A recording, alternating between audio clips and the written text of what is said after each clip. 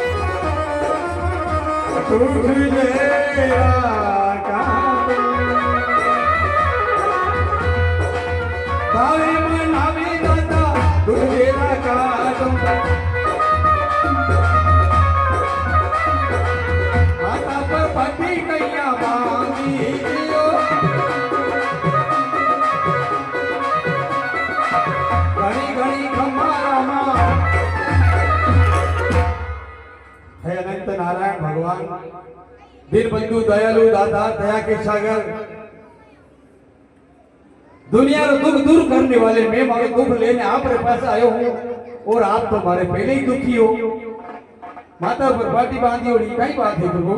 हाँ भक्तराज सुनो हमारी बात ने। हरि भोला भोला भक्त थाए हरे लाडूड़ा री मारी मैंने और आपकी हरि भोला भोला भक्त थाए ये लाडूड़ा री मारी रे अरे माथा ऊपर चोट गेरी आवी दियो बोला बोला भक्ता थाए लाडूड़ा री मारी माथा ऊपर चोट गेरी आवी दियो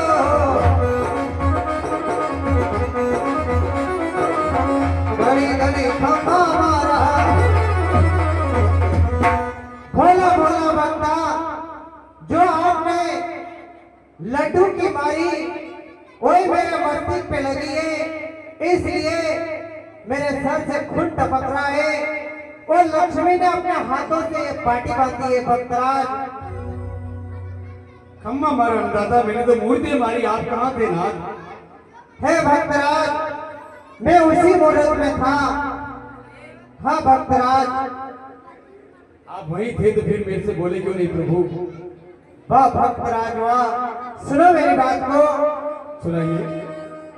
हरि मंदिर मूर्ति अजमल हरे सकल जगत में हो मंदिर मूर्ति अजमल यह सकल जगत में हरे डाली डाली पति में समायो जियो मंदिर मूर्ति अजमल सकल जगत में डाली डाली पति में समायो जियो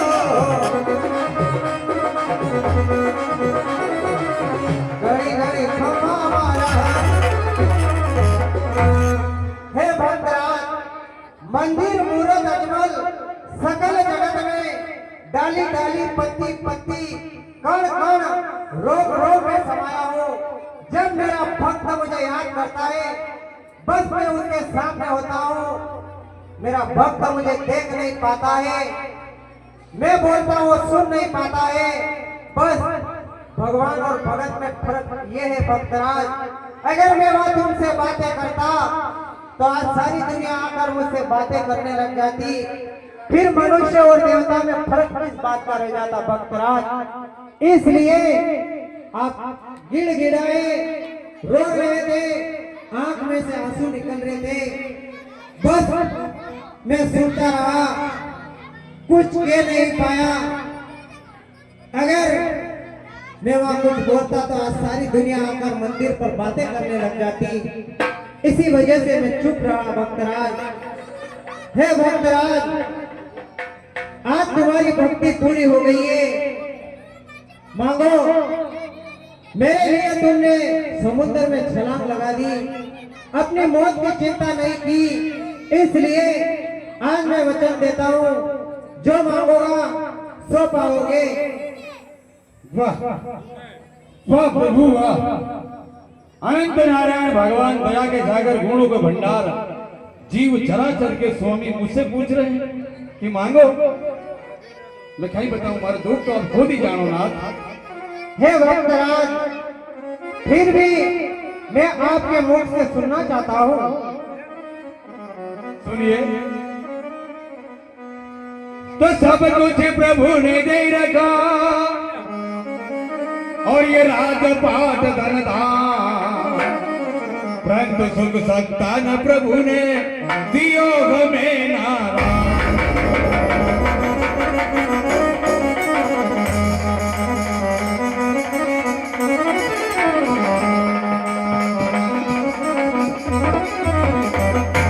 धूल समान धन धाम धरनी और ये राजपाट सुख सारो, एक पुत्र के कारण ये सब जग दिखे अंधियारो।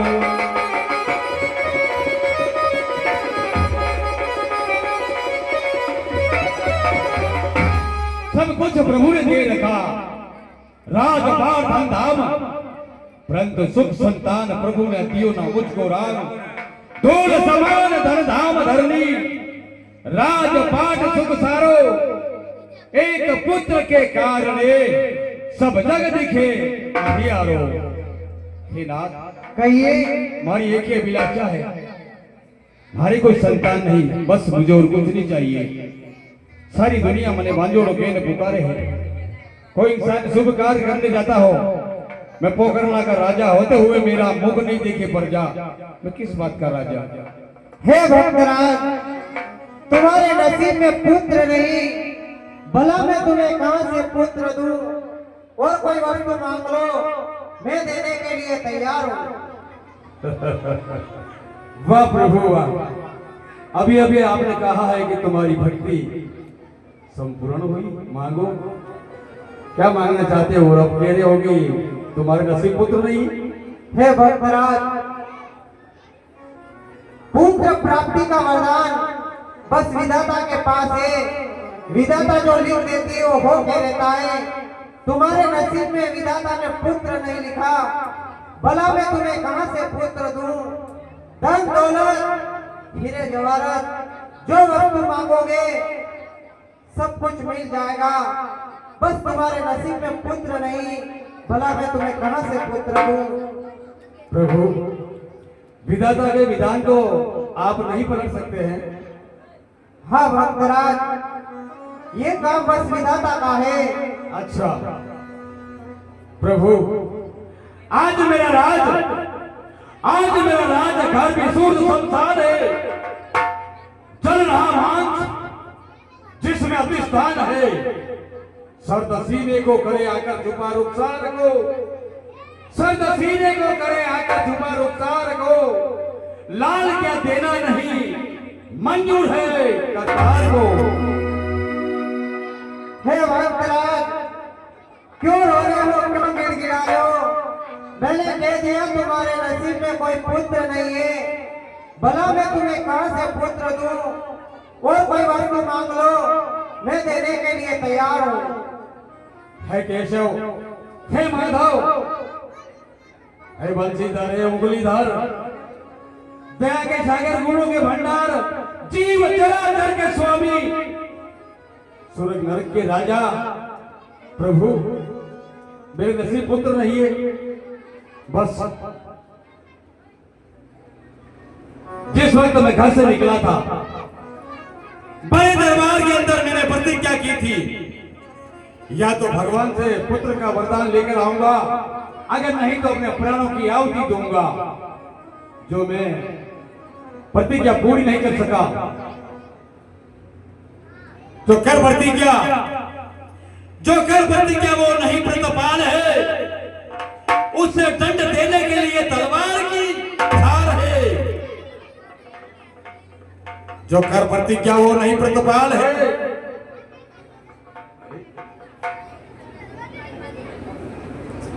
उसे दंड देने के लिए तलवार की धार है। आ निकल तलवार, आ निकल तलवार, तू फौलाद की।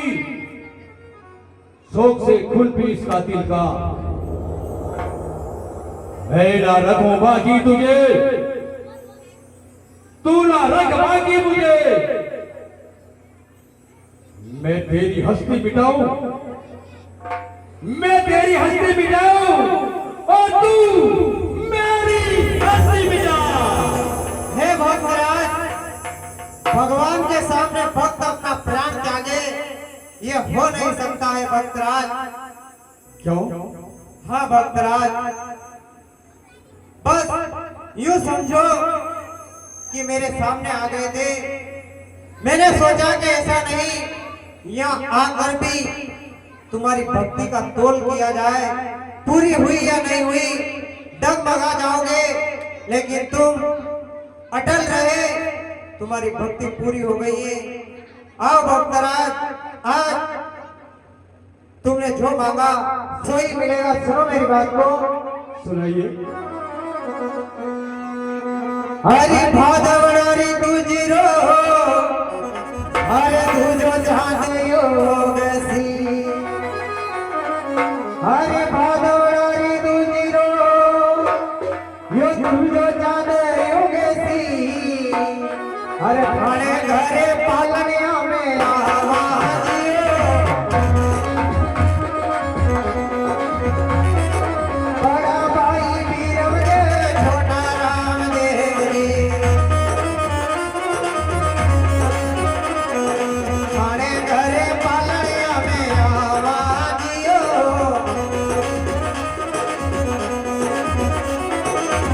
घड़ी घड़ी खम्भा मारा, घड़ी खम्भा। बड़ा भाई वीरम देव, माता मैना देव रे कुख से जन्म लेगा और मैं तुम्हारे यहाँ पालनिया में अवतार लूंगा। आज से एक नहीं, दो दो पुत्र के पिता कहलाओगे। हाँ भक्तराज। प्रभु, आप तो अभी कह रहे थे कि विधाता के विधान को मैं पलट नहीं सकता हूँ, तुम्हारे नसीब पुत्र नहीं है। भगवान छलिया हो, कपटी हो तुम। हे भक्तराज, इसमें भगवान की भी कोई वजह होती है। जिस प्रकार से रानी जाठर ने 12 साल से तपस्या की थी, नागराज ने भी वचन दे दिया था और उस वचन के खातिर उनको जन्म लेना पड़ा, मनुष्य रूप धारण करना पड़ा। उसी प्रकार से मैं भी तुम्हारे घर पालनिया में अवतार लूंगा, यानी कि तुम्हारी भक्ति पूरी हो गई थी, पक्की हो गई थी, इसलिए भगवान को भगत के घर जाना पड़ेगा। भक्तराज, जय हो प्रभु, आपकी जय हो।